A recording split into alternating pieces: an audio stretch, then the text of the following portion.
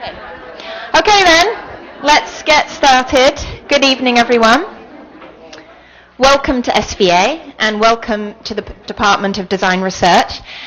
And hello to our friends in the simulcast room. It's very exciting tonight. It's just like TED here at in the department.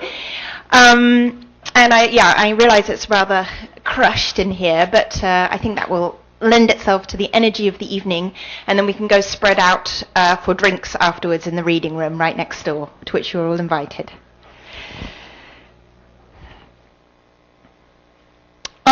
So I wanted to tell you a few housekeeping sort of notices before we plunge into the event itself.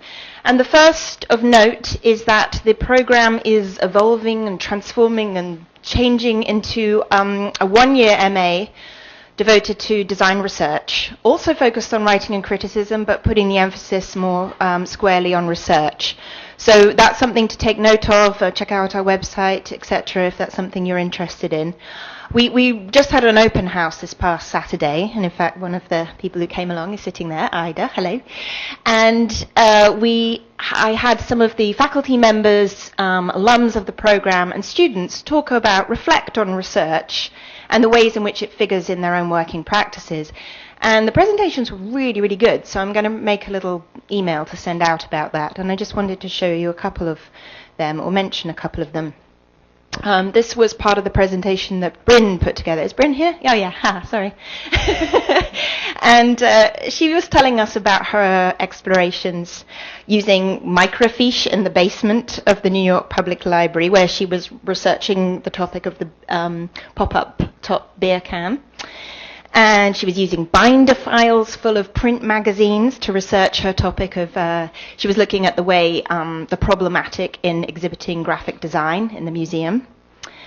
Then she told us how she'd put all these techniques that she'd learned at Decrit to good use, helping Paula share on exhibitions.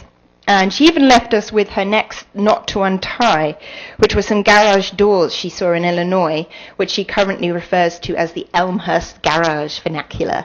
And I think that's I think for many of us that's the case. We always have something, a hunch or a suspicion or an interest that's just waiting to be solved.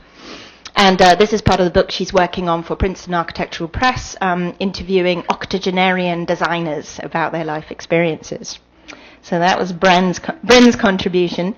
And then there's Justin, one of our first year students, sorry, that's weird, who told us about a project in our No Google research class, which is a formidable challenge for all of us. But students are asked to pick an anonymous object, conduct research the old-fashioned way, and draw out a compelling story from their findings that really brings that object to life. And in his case, it was an IKEA manual, which led him along a really interesting research trail that actually ended up at the Swedish Nazi Party.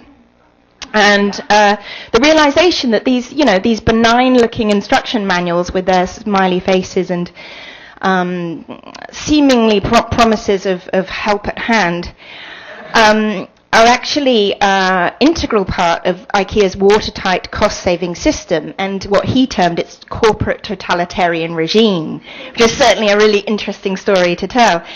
And as he put it, every regime has its resistance fighters, and in this case they are the IKEA hackers, who in his view do a much better job of executing that promise on democratizing design. So a nice, neat little story there. That's just to whet your appetite.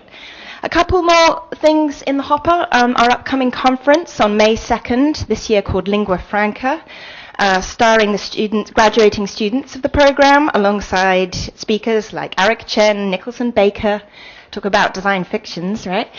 And other speakers including Peter Lunefeld and Sylvia Levin. So that promises to be a really rich afternoon. We've also got a 2-week intensive. We like things to be intense here, devoted to design, writing and research, taking place in this department and out and about around the city. There are postcards scattered around where you can find more details. And these are some places to go to find out more information about all these things I've mentioned, and do follow us on Twitter.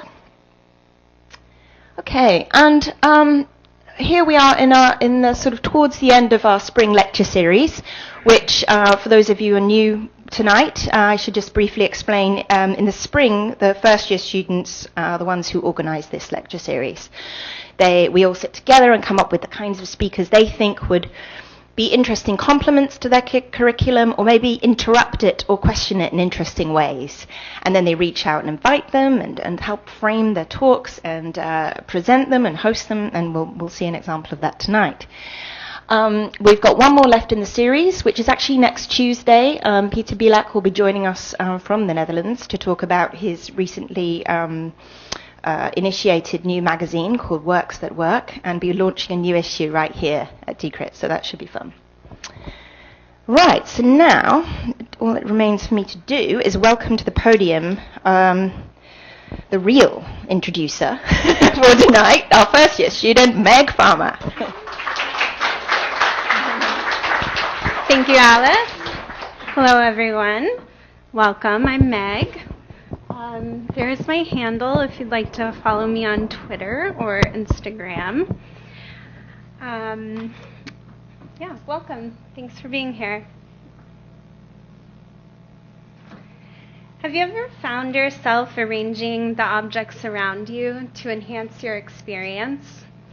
That's what Ellen Lupton found her husband doing in the hospital room after the birth of their daughter. He said, "I can make this a better place for my daughter to meet her grandparents, her brother, for the first time in her life."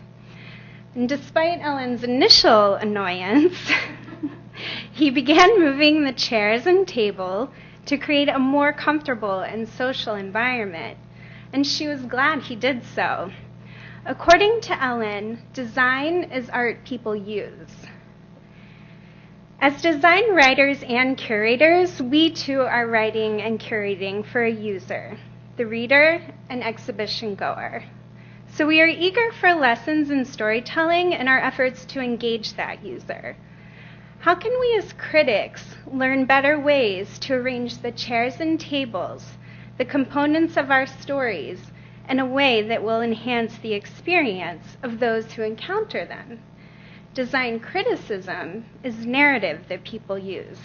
There's always an opportunity to make a story more compelling. Last week, I apparently made Ellen's day when I called her the Beyoncé of the design world. Like Beyoncé, Ellen does it all. She writes, her book, Thinking with Type, is a must-read for students, designers, and educators worldwide. Design It Yourself, which she wrote with her graduate students at MICA, explains design processes to a general public. She's even written a few books with her twin, Julia Lupton. Their latest book is Design Your Life, The Pleasures and Perils of Everyday Things. Ellen curates. Since 1992, she's been producing exhibitions at Cooper-Hewitt National Design Museum as the curator of contemporary design. Their titles hint at the depth of her design IQ. Mechanical Brides, Women and Machines from Home to Office, Mixing Messages, Graphic Design and Contemporary Culture, Letters from the Avant-Garde, Skin, Surface, Substance, and Design, and Graphic Design Now in Production are just a few. Ellen educates. At MICA, she is the director of graphic design for the MFA program. Ellen designs. In 2007, the AIGA awarded her the highest honor bestowed on a graphic designer or design educator, a gold medal, which is basically a Grammy for a designer. Through these various disciplines, Ellen has spent her career building the discourse of design in ways both designers and critics alike can benefit from. Like us here at Decrit, Ellen believes in trying to reach audiences that can use her work and not just gaze upon it as if it were a piece of fine art. Ellen believes in storytelling as one key to this, and she's here tonight to tell us why and how. It's a joy to introduce Ellen Lupton.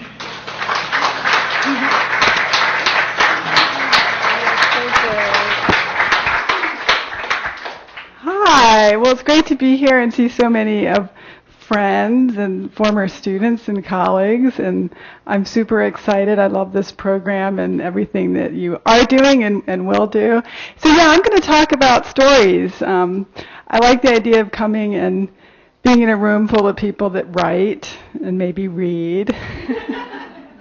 And so I'm going to talk about how design and writing go together and how fiction and narrative is really part of the design process. Along the way, I have some like philosophy and science and word choices and all kinds of stuff. Basically, there's lots of little stories that I put together, and I hope you'll enjoy it. Yeah, and Meg asked me to talk about curating too. So I'm going to talk about just two exhibitions really quickly at the beginning, and these are stories too. All the objects have a story, all the people have a story. So yeah, Graphic Design Now in Production is a show co-organized by Cooper-Hewitt and the Walker Arts Center. It has been traveling around the country for 2 years. It opens on April 16th at the RISD Museum of Art. That's our last stop. This is Andrew Blauvelt, my amazing co-curator, and that's him at the Walker Arts Center where the show opened in 2012. I love this picture because the word graphic design is bigger than Andrew's head, and that's as it should be. And he's a great guy, and this is the catalog that we did that is full of research. It's overflowing with stuff. Every corner is filled with content, and the format is inspired by this amazing book, which is subtitled Access to Tools. And really our show is about tools and how the tools have changed and transformed the field over the last decade. And here's just a few of the pieces and ideas from the exhibition. So really like the first kind of digital wave in the early 90s changed the way designers sort of get their work to the printer. And then there was the internet, and that was a whole new medium for talking to people. But really the current wave in design has to do with not only how we get to the printer, but then how we distribute it to readers. And that's something that all of you are engaged in this new world of communication and media where you can have your own printing press right there in your office. And it's this kind of new cottage industry where you can do this kind of small scale mass production is a really big thing. And so lots of designers are making their own stuff. They're acting as initiators and authors. These are posters by Anthony Burrell where he is not advertising any product. He is advertising his own point of view and his own content. And he sells these posters direct to you through the internet. And they're printed with old-fashioned wood type. So this kind of old media, new media through the internet. That poster is printed with ink that Anthony made from oil salvaged from the Gulf oil spill. So this idea of making and doing and sort of creating your own tools is really important. Jörg Laney is an amazing designer and software inventor, and he created this project called Empty Words, which is software that runs a sort of standard vinyl cutter. You know, that's the really ordinary machine, very accessible machine that's used in every fast signs, corner shop, sign-making shops. But his machine cuts paper instead of vinyl, and it has its own font, and so people can type a message into a computer, and it sends this poster and makes this poster out of simply cutting the paper, cutting holes in the paper. So it's inkless printing while you wait, which is what people had to do. Here's the exhibition in New York, and it was really fun to help people with all that. So we did the exhibition in New York on Governor's Island because Cooper-Hewitt has been closed for the last millennium for reopening, which will happen next fall. And so we did this show on this amazing island, which I highly recommend, Governor's Island, and thousands of people would come to the island every weekend on this fantastic free ferry, and they would picnic and ride their bikes and wander into our exhibition where they would be exposed to graphic design. Projects like this. This is Daniel Etok's project where he created a grid of magic markers and laid paper over top, and it created these one-of-a-kind posters, drawings, prints. Not sure, right? We're in this kind of netherland, but they're made from this, commercial art supply that is nearly obsolete, but still called magic by people in the field. And that's how the exhibition looked. It was really cool. Designed by Projects were really fun to work with in this reclaimed army building there on Governor's Island. So some of it looked great like that, and some of it looked really awful like this, like your elementary school. And Prem and I were sort of shocked when the show opened, like, oh my God, it looks like, PS 355. But what we discovered was really cool is that this building that our show was in is the only air-conditioned building on Governor's Island, and it has the only plumbed toilets. So anybody that wanted to take a pee and cool off had to walk down this awesome hallway and see graphic design along the way, which was really, really cool. And there was stuff to do. You could vote on, your favorite logos and go to the bathroom and buy stuff, There was also a cash machine in the building.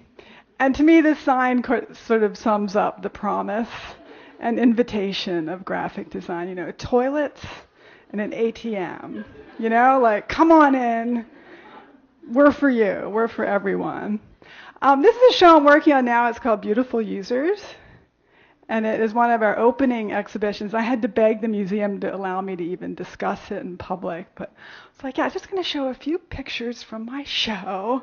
And this is a show that will introduce people to the idea of design as being oriented around people. But I've had some people say to me, like, well, isn't all design user-centered? And actually, it's not. A lot of design is designer-centered or manufacturing-centered, right? There's lots of ways that design can be centered. And this is really a philosophy of design that was championed by Henry Dreyfuss in the 50s and continues to be a powerful vocabulary and way that designers look at what they do and kind of judge what they do. And the user has changed. These are beautiful drawings by Thomas Carpentier, who's a French architect, and he did this amazing project sort of imagining the ergonomics for atypical users, conjoined twins, bodybuilders, people with artificial limbs, Borg queen, the kind of user, a different kind of user. And so we're trying to look at that spectrum and celebrate all that. And there's lots of stories. This is a wheelchair that's created for the developing world where lots of people need wheelchairs but don't have access to ramps and paved sidewalks. And it turns out that a wheelchair is actually dependent on this whole infrastructure and not just curb cuts. It goes way beyond that. And this is a wheelchair that can be used on uneven surfaces. And so Ravi's a teenager in Delhi, India, who can now leave his house, and he rides about 5 kilometers a day in his LFC leveraged freedom chair. And his family observes that not only is he more mobile, but it's changed his whole personality and his whole ability to talk and communicate, that physical mobility actually has this huge impact on the entire system, the entire human being. This is a robotic vacuum cleaner called Nido, designed by Carla Diana at Smart Design. And we'll look at the whole kind of design process. And she studied the emotional relationship that people have with their vacuum cleaners and has created a friendly but not too friendly, not too annoying vacuum cleaner that does different things depending on how far away you are from it. And then, of course, there's the whole IKEA hacking thing. There's a hacked coat rack made from the Frost-A-Z thing. And this is an open source vacuum cleaner made from repurposed parts and universal parts, 3D printed. So yeah, this idea of the user then becoming subversive and taking over the system is kind of where we end. And of course, we did a lot of research, including books like this. This is called Hacking Design, authored by a graduate of this program. This was his thesis project, published by Cooper-Hewitt in our amazing ebook series. So it's really cool, this kind of cycle of you guys writing and thinking and inspiring and how that becomes part of a community. And Tiffany Lambert, who's also a graduate of this program, is working with me as a research assistant on the project. And among many things, she is creating this amazing critical glossary of user-related terms and the different ways that we have identified the user over time. So that's really cool. And that's Tiffany. That's Tiffany at Cooper-Hewitt, where we were doing some user research of our own and sort of marveling at signage and human behavior and how, design is always part of a system that affects what people do. Often it's put there to make them behave better or to fix problems that are really problems of architecture. When I look at something like this, I see a story, and I see that in the beginning there is this wonderful little piece of type put there, lined up, right? That's what designers do. And clearly users did not obey the sign, so somebody put up that high one, thinking maybe at eye level people will obey, and that obviously didn't work, so they added one right above the doorknob. None of it works. What would work is actually fixing the pump at the top of the door that makes the door swing to. But you always tape some graphic design to the wall, and that will fix everything. Yeah. It's not really their fault. But it's not the user's fault either, that we know.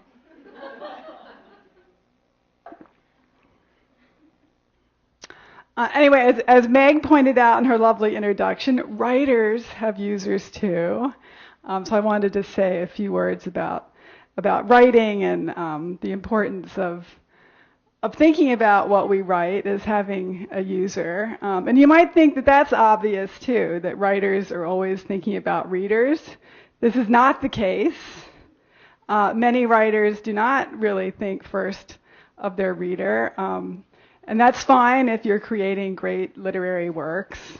But if you're like us and you're creating stuff kind of out in the world that's functional, and you really do have to think about what people want to read. And when I write, I'm always imagining a reader, just always. So I think that's really important. And what goes with that is your editor. Your editor is your Uber reader, your test reader. I just always think the editor is right. It's just they're reading it critically and they're reading it for the first time. And get over it. It's really, they are professional readers. And so that element of trust is really important. And then the idea of sending and receiving, that what we're doing as writers is actually, putting something out. And if you're lucky, you get something back. And there's this famous, diagram of the communication process.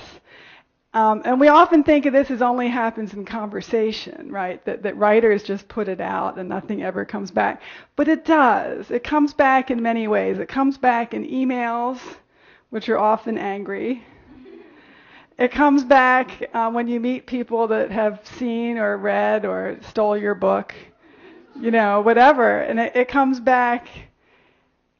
It's there. And that it's a gift. So if anybody ever tells you that they read something, that is such a gift, and that is something to receive. It's very sacred. So I really like to think about this. This advice really comes from William Faulkner, kill your darlings.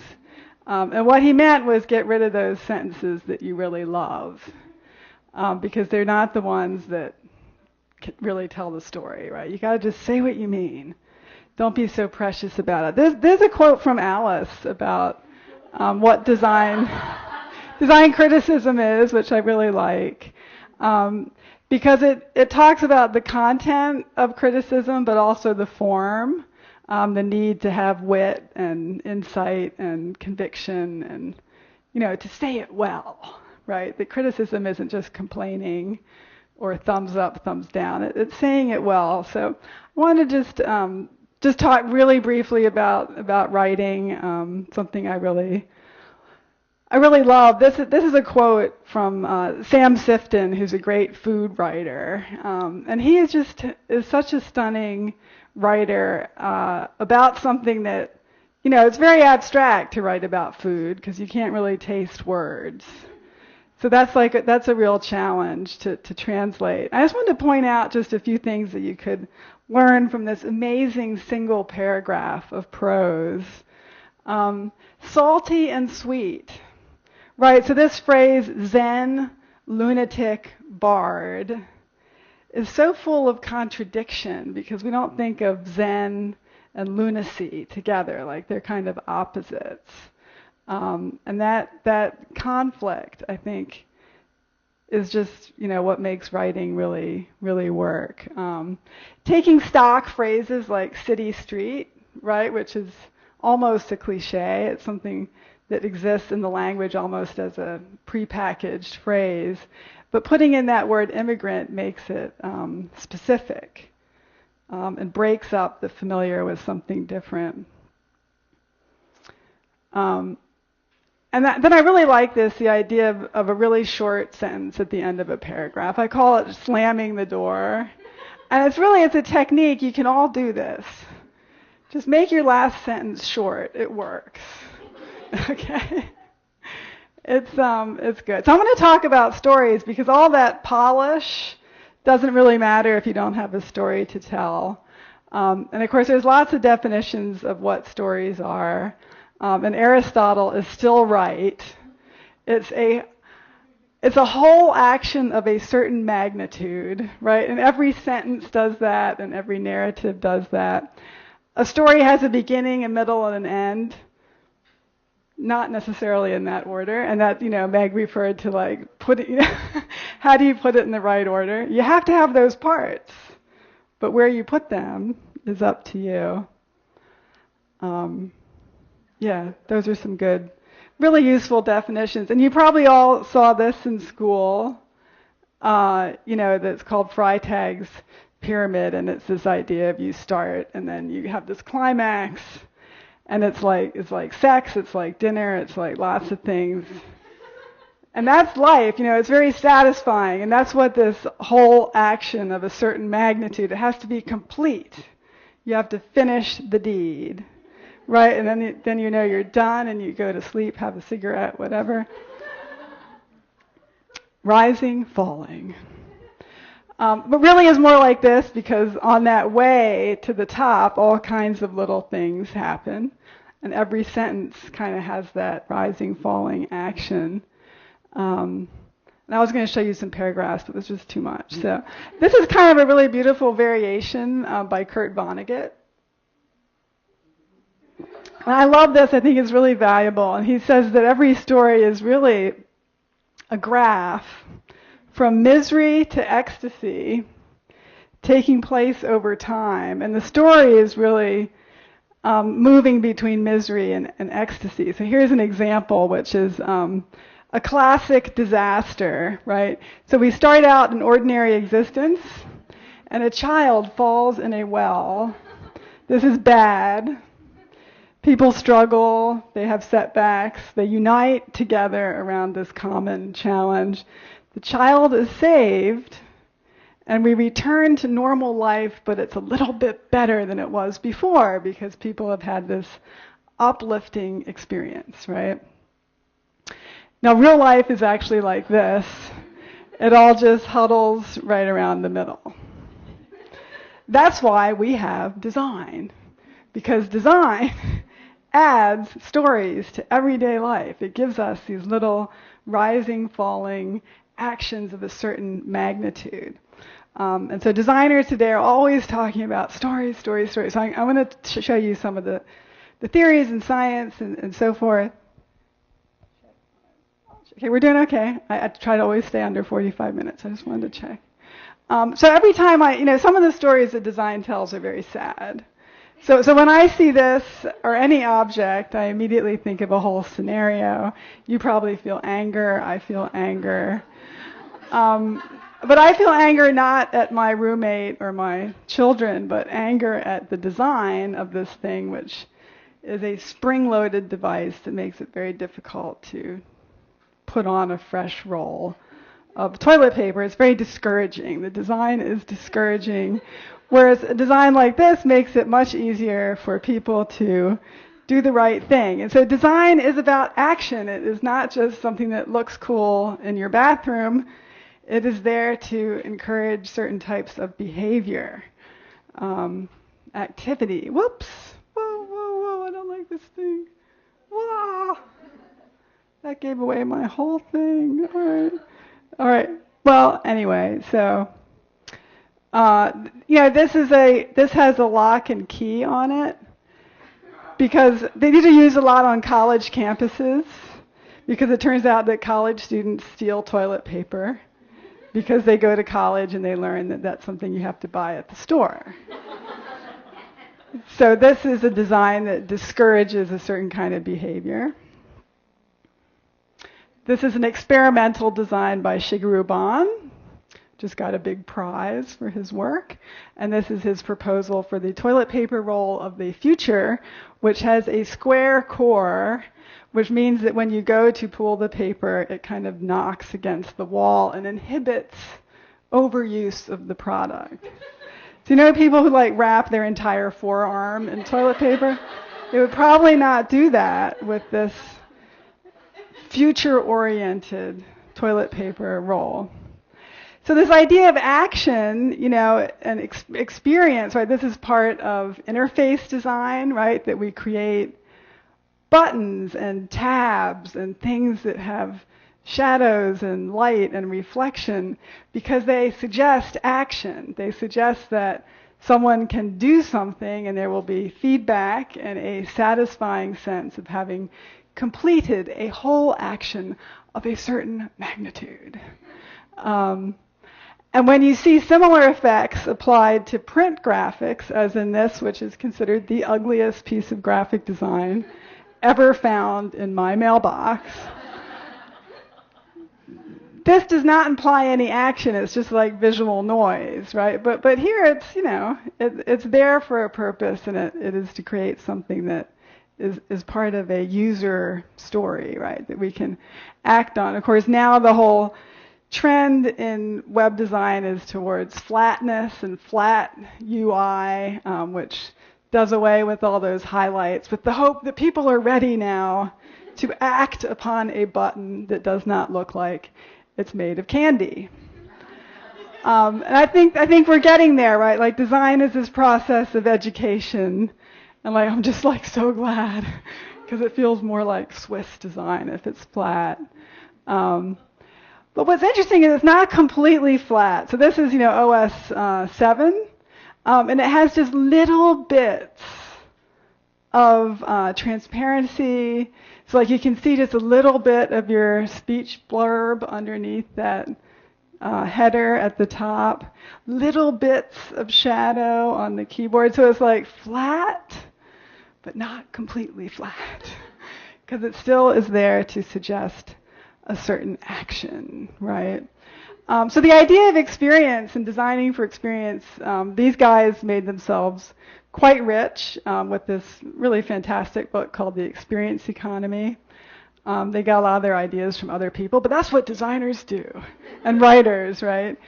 So the idea of experience economy is really the notion that we no longer just consume commodities or goods or services, but we are at this higher level of experience where things have become, you guessed it, stories, narratives, dramas, with a beginning and middle and end, right? So just buying your coffee,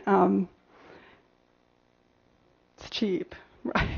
And as you move up that economic ladder and add all this stuff, and here's a whole chart about it, which you can read later. But sort of the key is experience happens over time because it's a story. And stories have a beginning, a middle, and an end. They are a whole action. And this is what the experience design, the experience economy is all about, is creating these things that happen over time. And in fact, in their book, they have the triangle, the diagram showing how going to Starbucks is like going to a Shakespeare play.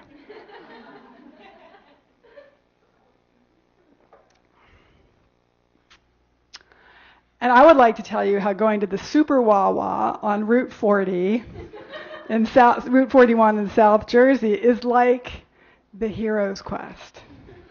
Okay? So we set the scene, we enter the parking lot, and this is an incredible place.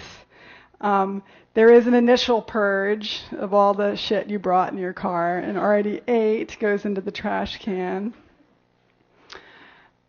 And then, of course, the purge that way, upon which you are greeted by the Museum of Bottled Beverages, the most spectacular lit showcase ever of more stuff that you will pee out in the next 2 hours.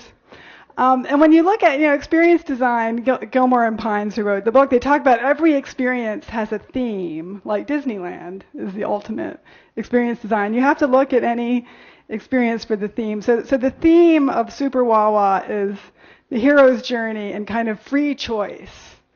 And being entering a kind of gauntlet of temptation and possibility in which you, the consumer, are in control and have absolutely minimal interaction with human beings.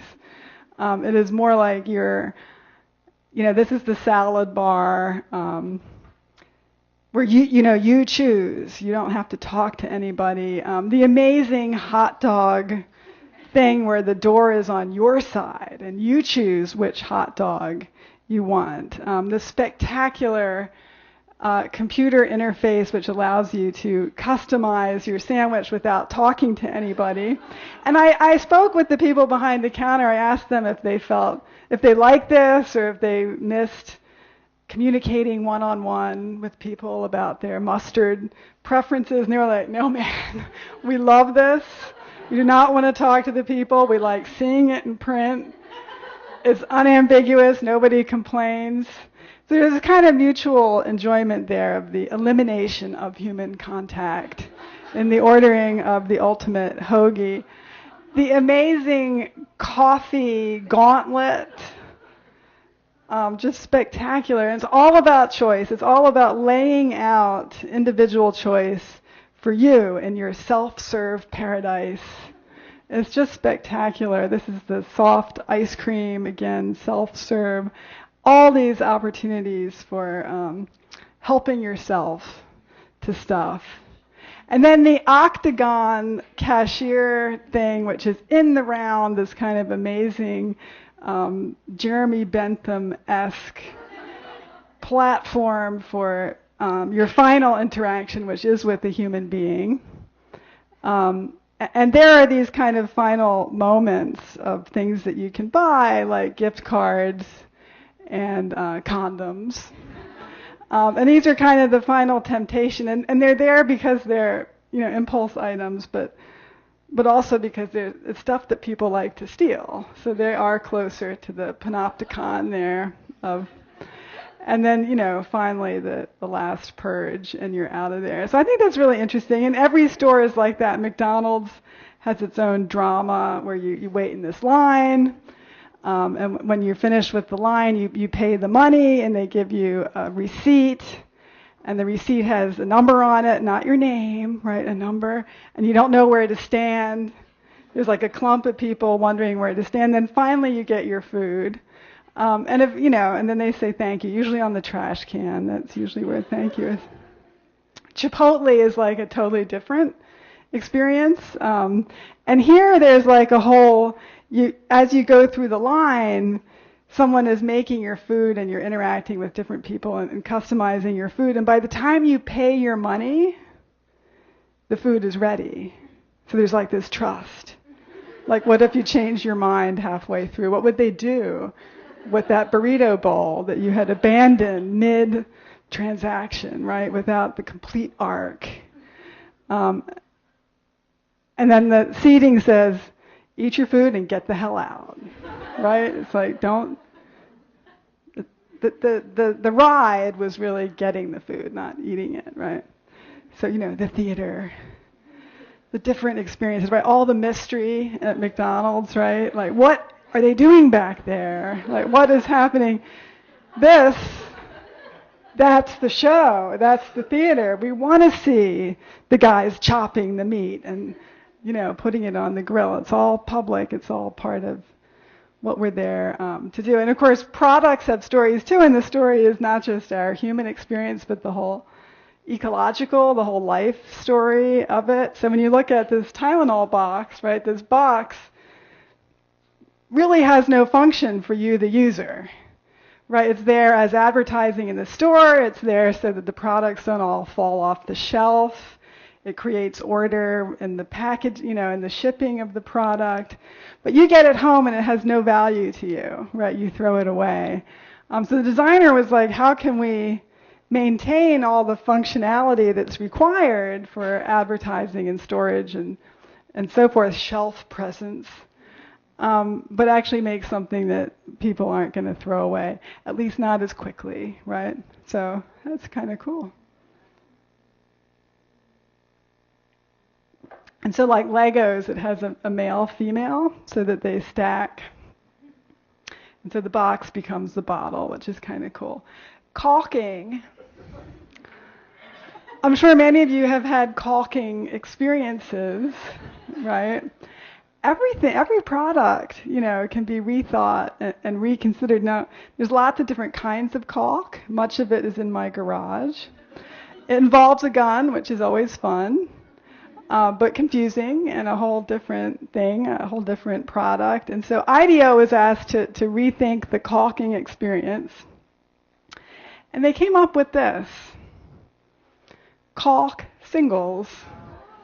Okay, and this is for the casual caulker, perhaps looking for just a quick meeting with caulk. And singles, it's fun, right? And it's casual and it's quick. And the whole package narrates this story, this experience, right? Tear, squeeze, toss. Beginning, middle, end. A whole action of a certain magnitude, and it is embodied in the product.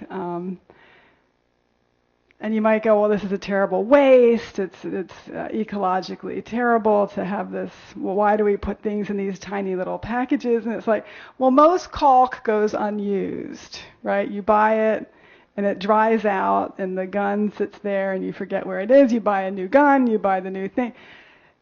So for the casual user, this is probably a better product. I want to talk a little bit about science and sort of the science of. Yeah. Okay, well, come on in and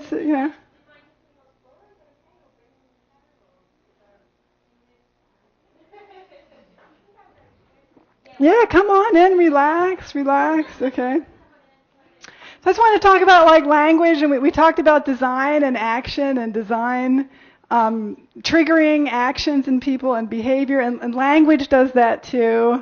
I'm going to go kind of quickly here, but there's a great book called Louder Than Words about this whole area of cognitive psychology known as embodied cognition, and it's about how language and your body interact, and I love that in relation to design. Yeah, so that's a definition of it. I see we have a low battery sign up there, which is a little bit scary. My battery is not low, but yours may be low. You know, so can clothes make you smarter? Well, actually, yes. Science has proven that. So this is this experiment where college kids, they're always the victims in these experiments. Some of them were given a doctor's coat to wear, and some were just wearing their usual, hoodies and underwear, pajama pants, and everything. And the ones who were wearing doctor's coats scored better on cognitive tests than the ones dressed like college students. So that just wearing that coat made them actually smarter. We all know that how you dress affects whether people think you're smart. But it actually affects whether you be smart. I be smart, right?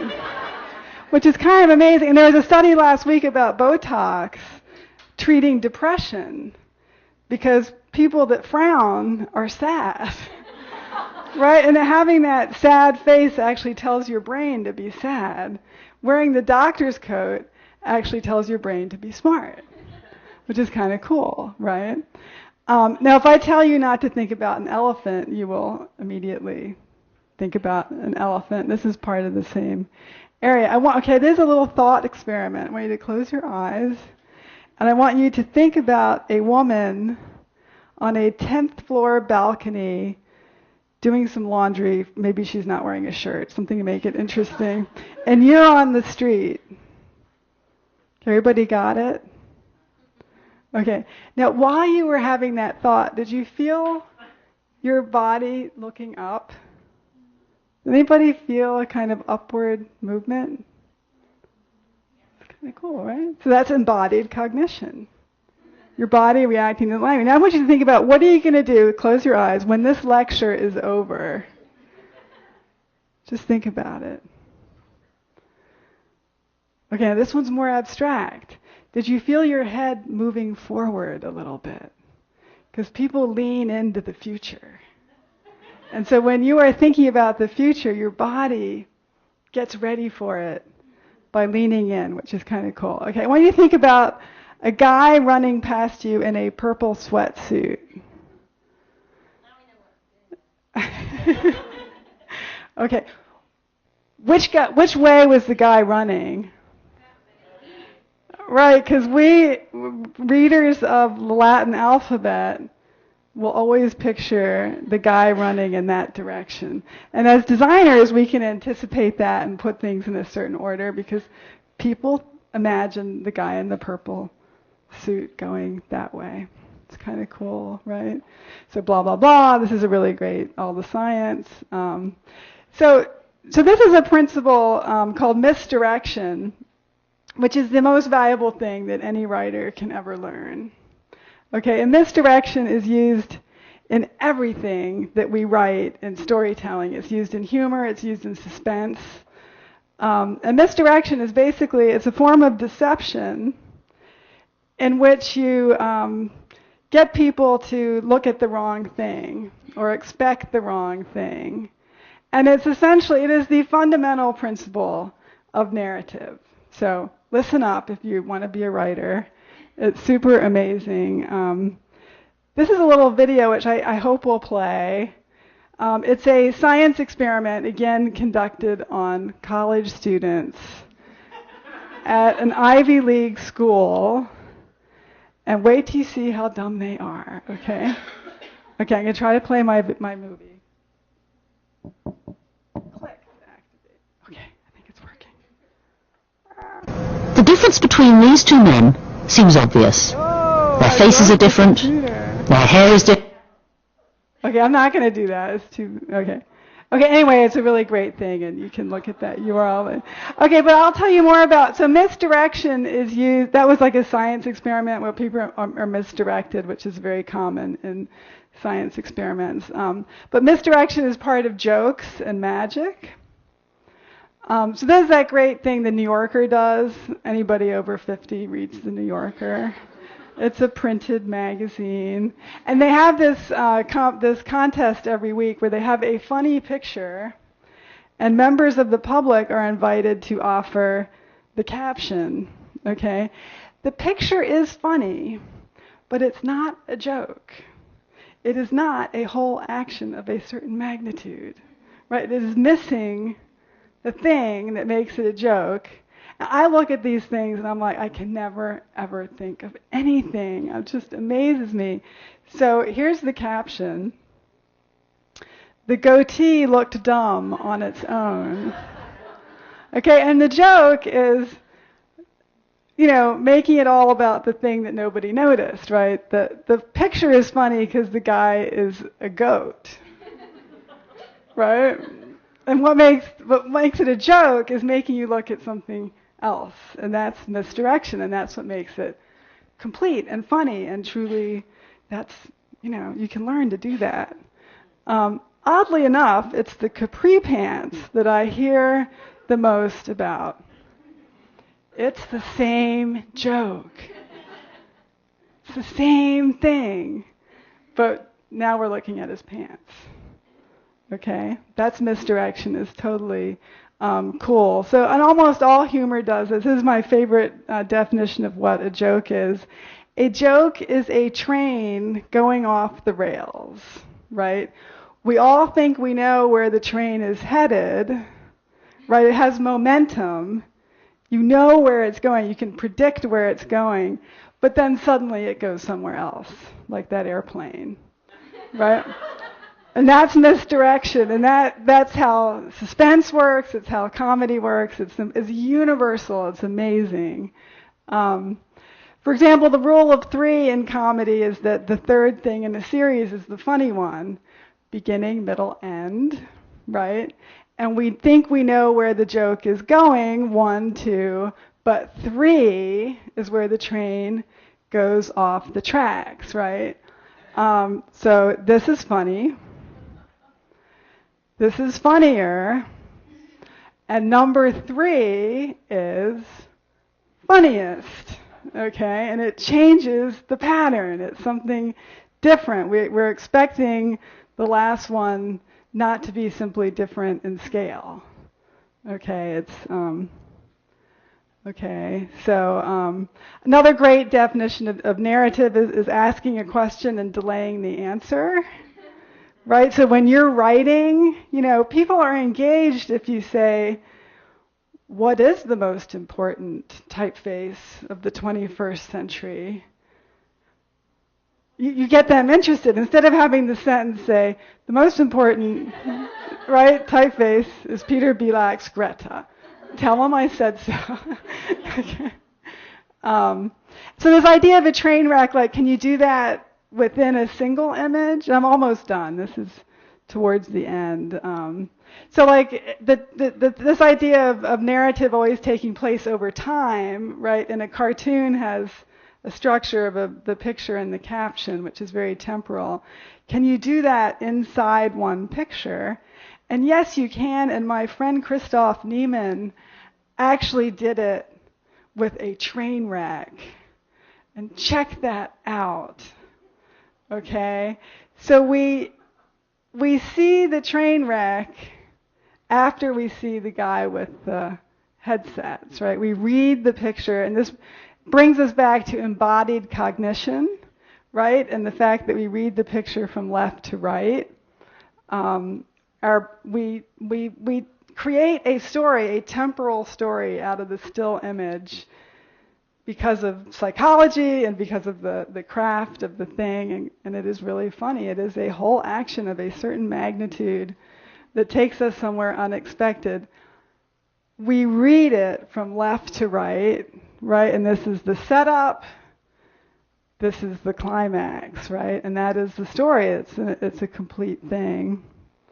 Or these beautiful drawings that we read from top to bottom, right? We have this embodied experience of these fantastic stories, right? These complete stories. Okay, so finally, what people my age, it's a party game. We talk about what will they carve on your tombstone. But actually, we know we won't actually have tombstones, so we changed the game to something like this. And I've decided what I want is first, I will go to the great pizza oven in New Jersey dressed in my Rubbermaid extra large utility apron. That's how I want to be sent to the ashes. And this is what they're going to say on my urn. She turned in clean copy. And I mentioned the term clean copy to Meg, and she's like, what the hell is clean copy? And I said, you better go to graduate school, girl. So clean copy is when your editor turns back the piece to you and says, well, that was very clean copy. Woo! Right? Like, and that means that it's not like you didn't write something that you wanted the editor to fix. Never do that. So you trust the editor, because the editor is always right. They're your professional reader for the first time. But you never give them something that you think they're going to fix. I know I have my editors here. You fixed all kinds of shit, but it was all facts. It wasn't like the writing, it was the facts, mostly, right? But he's crazy, this guy is like, I don't even trust him, right? Okay, but anyway, this idea of clean copy, that's what I want, and to me it's the highest praise. It's better than I liked your verbs, way better, or your adverbs, which we try not to use. But clean copy. Writers, shoot for it. Okay, anyway, thank you very much. I'm all done.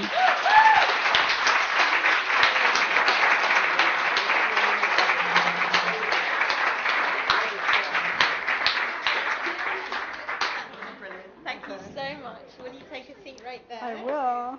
I'll put Meg to me. Oh, Okay. usually I know, but I'm gonna. Good. Right on time. We need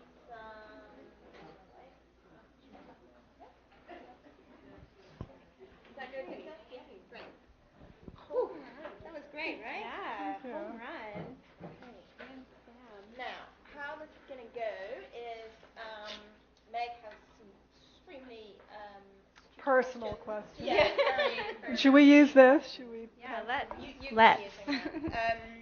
And then we'll have a little chat, and then we'll open up some questions from the audience. But we'll prioritize questions from our first year students, as we always do, because we're very biased here. So fire away. Yeah, thank you. Thanks. That was amazing. So I just have a couple of questions for the different sort of areas, because you're not just one woman. You do it all. So as far as curating goes, what's the most daring risk you've taken as a curator? Oh, that's really hard. Daring risk. Or plan to. Yeah, or plan to. Yeah. I remember my first show at Cooper-Hewitt. I really didn't know what I was doing. I really didn't. I don't think I do now. What was It was called Mechanical Brides. And we borrowed this secretary's desk that was designed by Frank Lloyd Wright. And I had this amazing research assistant who found one, and it was really cool. And it arrived at the museum, and it was in such tatters. And I know the other curators were just like, she's 29. Like it was so, like I should have gone to see it, and like back then we hardly had the internet. We didn't really have, it was 1992. It was like cave times.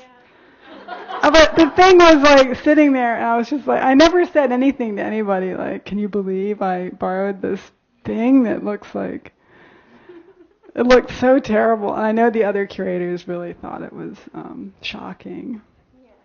But it was like an authentic object, whatever, now I'm defending it. It stayed in the show.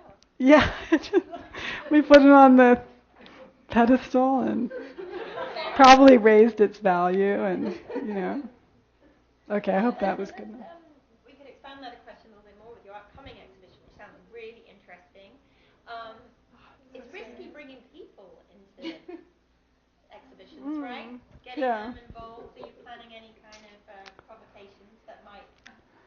Well, Well, we have, things that people can touch and interact with, and computers that can break, and, yeah. Feedback that Yeah. Yeah, we're doing a lot of new stuff with technology that we have no idea how people will really interact with. Yeah, there's a whole, the user is very unpredictable and scary, right? What? Yeah. Okay. My other question then is, how do you exercise your curatorial muscles? Like what shows today capture your attention, or what is exciting to you now? I mean, even just seeing, the Wawa excite you, I mean, that's an exercise. So what else helps you exercise your curator muscles? Well, I like going to shows, and I like exhibitions where people can sit on the floor or do something. I don't necessarily want a whole lot of technology, although I think that can be done really well, and I hope that we will do it well. But I really like the new museum. I think their shows are really great, and I think that they are showing contemporary art in a way that makes it a very physical experience. I really like that. I think often design shows are just actually less accessible than art, because everything's in a case, and it's sort of, art is freer in a way. Yeah, definitely. So being a designer, curator, writer, and designer, is there a mantra that you remind your own kids of repeatedly that relates to those roles? You mean on the other tunes, though? Yeah. Just being that kind of person, do you find yourself, sort of giving them, these little mantras that you sort of have gained in those roles? Yeah. Just fold the fucking laundry. Yeah. No, I don't really. I try not to tell my children anything about curating, because it's not a very fruitful, career path. But what I like to tell curators and writers is how important it is to have access to the tools of publishing and to be able to do your own stuff. I think every curator should know Creative Suite, HTML, CSS, have some ability to shape the word to your own purposes. And it's not about because you're going to make it more beautiful than a designer would, or you're going to express yourself. It's about the tools and being able to have direct access. So for Beautiful Users, I'm designing the book. And it's not because I think I'm the greatest book designer in the world. It's because I want to be able to control it and not have to ask permission and not have to create a manuscript. I just do it all right on the page, and you can immediately see how it's very empirical. And a lot of curators are very hindered, I think, by not having access to the tools. I think your whole generation, you all know, are constantly mixing writing with the visual manifestation. And I think that's really key. I've always done it my entire career, and it allows you to move quickly and feel empowered.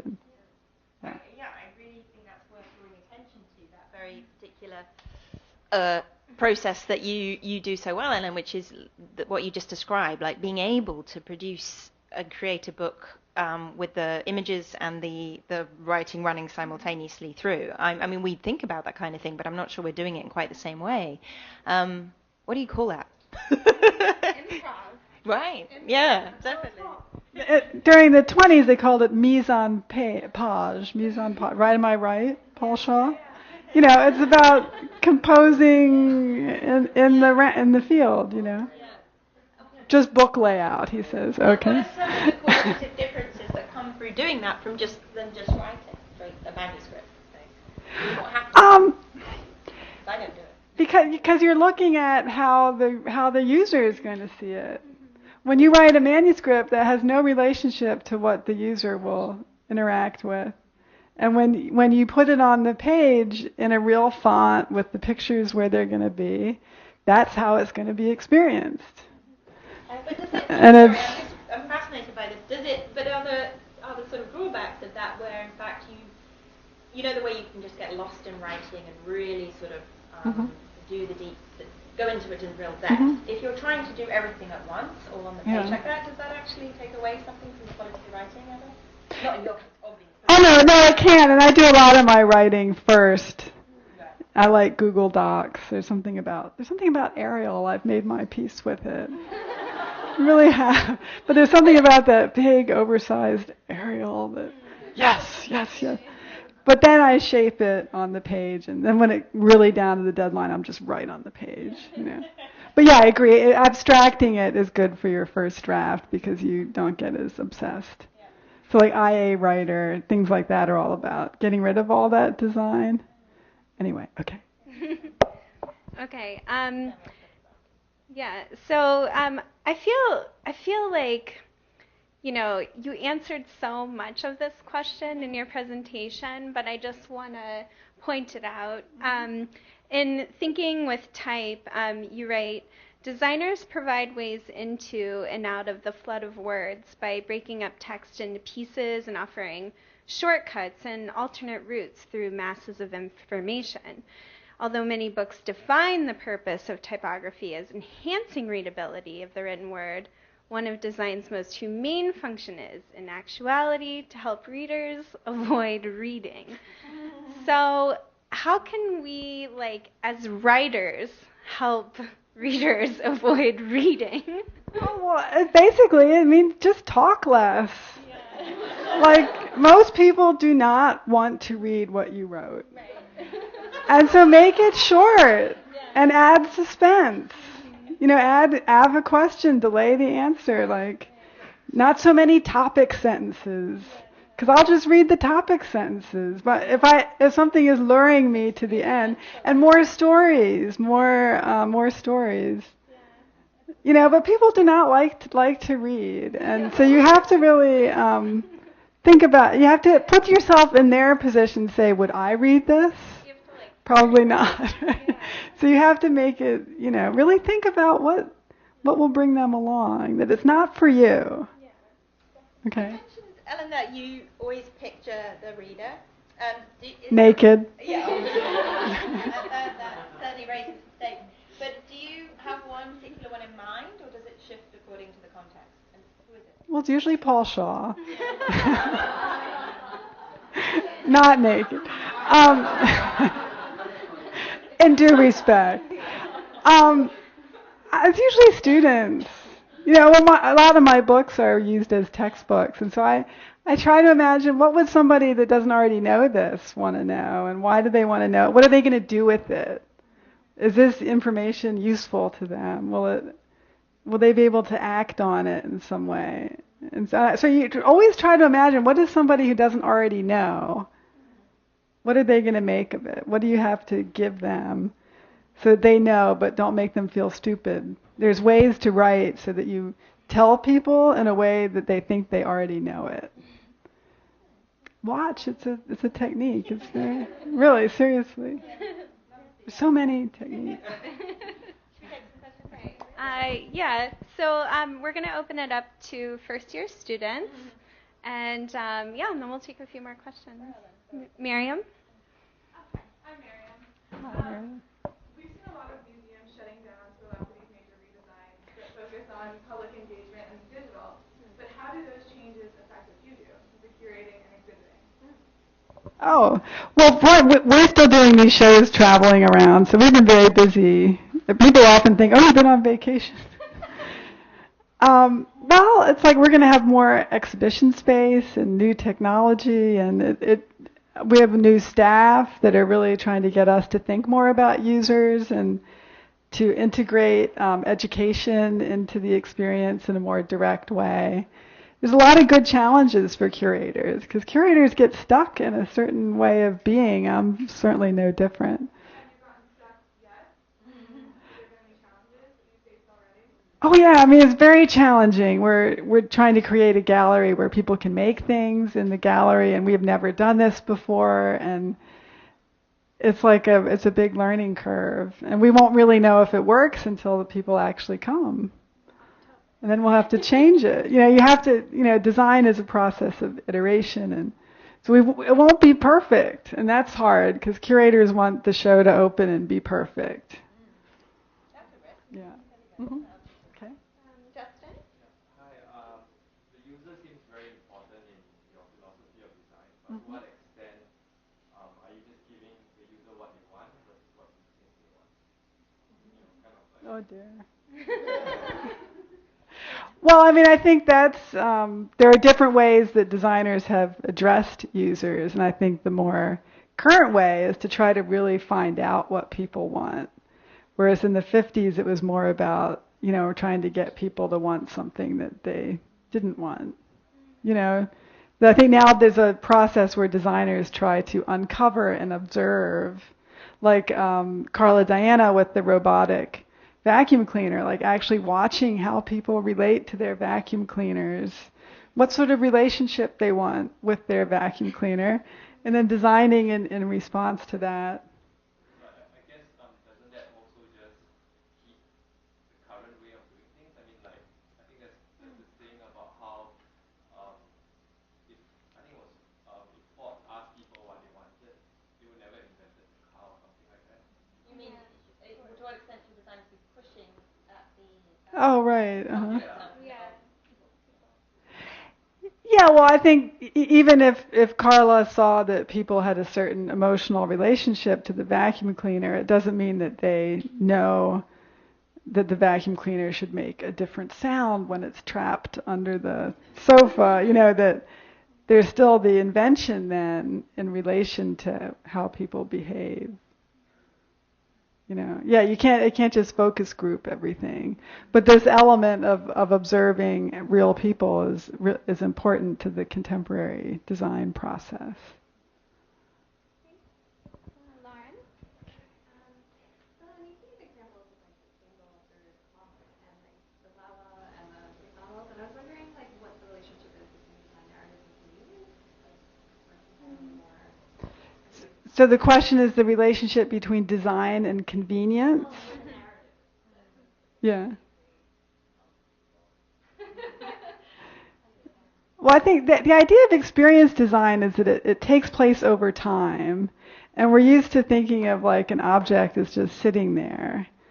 But we experience things through time, and that's what storytelling is. So, and convenience is one of them. We want it to be less time, like reading the paper or whatever, faster. But sometimes we want things to take longer. People that go to superior coffee shops, and so they want the hand poured espresso. That there's then a value in delaying and making something drawn out. So convenience isn't the only desire, but it's a powerful one, because a lot of the things that we do every day really aren't fun, like getting cash from the cash machine. It's something you want it to be quick. And right? Yeah. Yeah. Okay, yeah, so some questions just with all of our guests here. Does anyone have any other questions for Ellen? Yeah? Susan? I was wondering how you incorporate some of this thinking in your teaching. Oh gosh, so my graduate students, I'm always saying, what's the story? We're doing a branding project with our curatorial studies graduate program, and the curators have come up with imaginary museums, like the Museum of Craigslist and the Museum of Urban Art and various museums that don't exist in a building with columns, And then the graphic designers are creating branding campaigns for these imaginary museums. But the brand has to tell a story. It's like, don't make a ticket if it's not part of your story. Don't make a T-shirt or a mug. This is what we do, graphic design. T-shirts, mugs, tickets, no job too small, I say. But you can tell a story with those things. So it's like, I'm constantly like, what's the story? Why'd you make a letterhead? What do museums need a letterhead for? It's not really part of the life of the place, but toilet bathroom signs are, and cafes and all that stuff can really tell a story. So this idea of narrative is just huge. It's really an important part of how we think about design now. Okay. Go ahead. Oh yes, tricks. What kind of tricks would you use when you do an exhibition or when you create an exhibition? Tricks. Like the deception. Yeah, yeah. Drama. I don't know. I don't know. I mean, I think exhibitions are storytelling too. So you want to have surprises, and the third thing is always. I'm not sure. I'm not sure if it's exactly translates, but I do like to have a sense of humor and to yeah. But Beautiful User is a very serious show. But I think the vacuum cleaner is funny. Yeah. Yeah. Here. It was great to hear you talk about cognition and science and how that informs design. As a teacher, do you think there's a value to include that in the way we teach and how you? Absolutely, absolutely. I mean, I still do all the Gestalt psychology stuff. I think that's really cool, and to show people that the act of seeing is actually creative and an act of simplifying and structuring and anticipating, and I think this whole embodied cognition thing is great, partly because I want my students to dress better and be smarter, and if you come to class, you haven't showered for a week, makes you stupid, you like, get out there and, but it's very important, and they love it. They love there being something concrete that isn't just taste around how we design and why, how creativity works. It's all really fun. Okay? Well, I think it's perfect time for us to. Do you have a last question or no? No, but I have a huge thanks. Huge thanks. It's time. Thank you very much.